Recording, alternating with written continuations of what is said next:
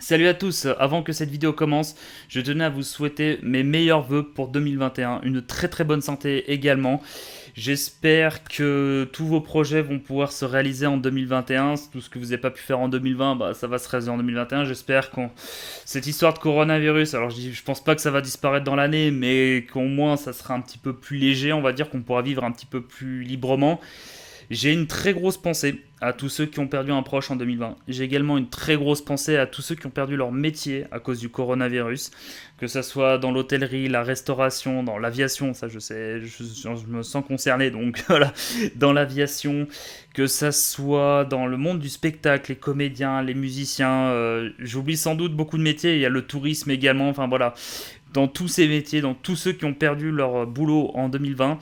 J'espère vraiment que vous allez retrouver votre boulot en 2021, car je sais ce que c'est de vivre de sa passion, je sais ce que c'est de se retrouver entre guillemets sans emploi et aller à droite à gauche, essayer de faire au mieux quoi. Donc voilà, donc c'est vraiment tout ce que je vous souhaite pour 2021, de tous avoir une meilleure qualité de vie, de retrouver votre boulot. Je vous souhaite vraiment tout le meilleur. Voilà. Donc voilà, cette intro est un petit peu longue, je sais, mais je tenais vraiment à cœur de vous dire tout ce que je ressens et je vous souhaite vraiment encore une fois tout le meilleur pour 2021. On peut commencer la vidéo. Bon, et là tu vas te dire, mais pourquoi on parle de plantes sur cette chaîne YouTube aujourd'hui? Et bien en fait, tout simplement, c'est que je trouve que les plantes sont quelque chose de fascinant. Il faut savoir qu'à peu près l'être humain a découvert 8 700 000 espèces et qu'on estime à peu près dans la nature qu'il y a encore 83% d'espèces de variétés de plantes qu'on n'a pas découvert. Donc rien que ça, je trouve ça déjà que c'est incroyable. Et alors, pourquoi j'ai des cactus? Et ben c'est très simple. C'est une plante qui est incroyable, hein, elle vit.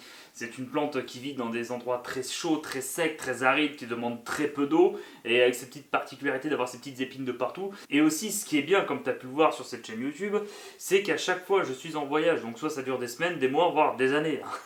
Et du coup, je voulais avoir des plantes qui demandent pas trop d'entretien, ou du moins très peu. Par exemple, l'été, tu leur donnes de l'eau 2 fois par mois.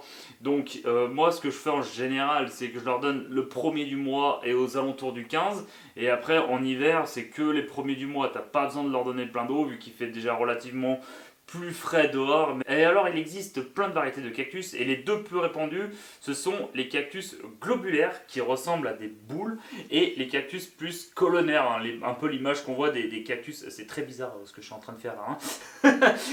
Des cactus plus colonnaires. Et donc ça, c'est un petit peu l'image qu'on a régulièrement dans les films, un peu tout ce qui est des Far West, etc. Et donc, comme je disais, les cactus, ils vivent dans des endroits très chauds et très secs du monde, hein. On en retrouve généralement un petit peu au Texas, au Nouveau-Mexique, en Arizona, dans l'Utah, enfin vraiment dans des endroits vraiment très chauds, très secs. On en retrouve également au Mexique, d'où le nom du jardin mexicain. Et alors, ce qui est assez intéressant avec les cactus, c'est que déjà, il y a ces fameuses épines. Alors à la base, les épines, ça remplace les feuilles. Pourquoi? Parce qu'en fait, les feuilles, tout simplement, la plante a besoin de beaucoup d'eau pour nourrir ses feuilles. Et comme le cactus n'a pas de feuilles, tout simplement, il a besoin de moins d'eau. Deuxième chose sur les épines du cactus, en fait, quand il fait vraiment très chaud, le vent, il vient frotter le tour de l'épine du cactus, et c'est ce qui permet en fait de rafraîchir la plante. C'est pour ça que la plante n'a rarement très chaud. Et alors, dernière petite anecdote sur les cactus, en fait, les cactus, comme tu dois le savoir, ils sont gorgés d'eau. Et les animaux dans le désert, quand ils ont soif, ils vont boire à l'intérieur des plantes. Et là, en fait, tout simplement, ils peuvent pas, parce que les piquants protègent l'intérieur du cactus. C'est un petit peu comme les hérissons ou comme les porcs-épics qui veulent se protéger des éventuels prédateurs. Donc voilà, les cactus, ils arrivent à se protéger tout seuls des animaux. Et ça, je trouve ça vraiment intéressant. La nature est quand même vraiment bien faite, hein. Alors maintenant que tu en sais plus sur cactus, on va enfin faire notre jardin mexicain. C'est parti. Pour commencer, verse des cailloux au fond de ton bac pour ainsi réduire ton volume de terre. Ensuite, verse ton sac de terreau. Personnellement, j'ai utilisé un sac de 70 litres. N'hésite pas à tasser avant de remettre du terreau.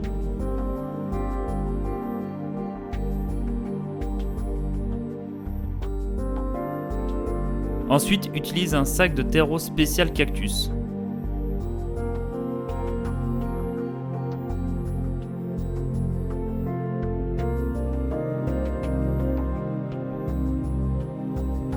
Après, tu peux commencer à disposer tes plantes.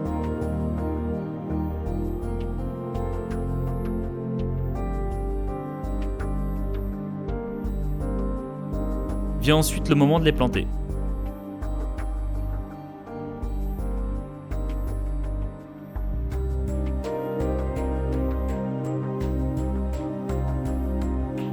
et puis tu arroses un tout petit peu.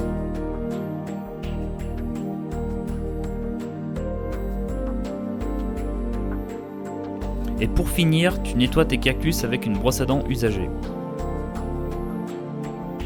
Et voilà le résultat.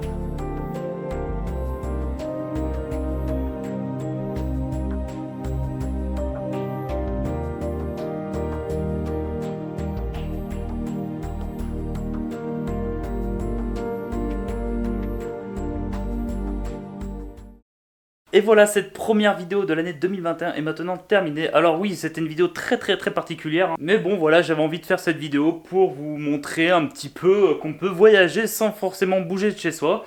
Donc voilà, mon petit jardin mexicain. Donc comme j'ai pu te l'expliquer, c'est vraiment très facile à faire. Là, on est le 2 janvier, j'ai mis un petit peu d'eau. Donc alors attention, j'ai fait une petite bêtise. Bon, c'est pas bien grave, mais ça évitait quand même. Les cactus, il faut jamais les arroser par-dessus, mais toujours au pied de la racine. Mais bon, voilà, avec ma petite bouteille, des fois ça arrose de dessus. En soi, c'est pas bien grave, mais ça évitait quand même. Donc voilà, mon petit jardin mexicain. Alors après, c'est un petit peu libre à toi et à ton imagination, hein. Tu peux rajouter du sable, tu peux rajouter des cailloux pour faire un petit peu plus désertique. Moi, dans un premier temps, je vais laisser comme ça, le temps que la terre se forme bien, le temps que les racines prennent bien.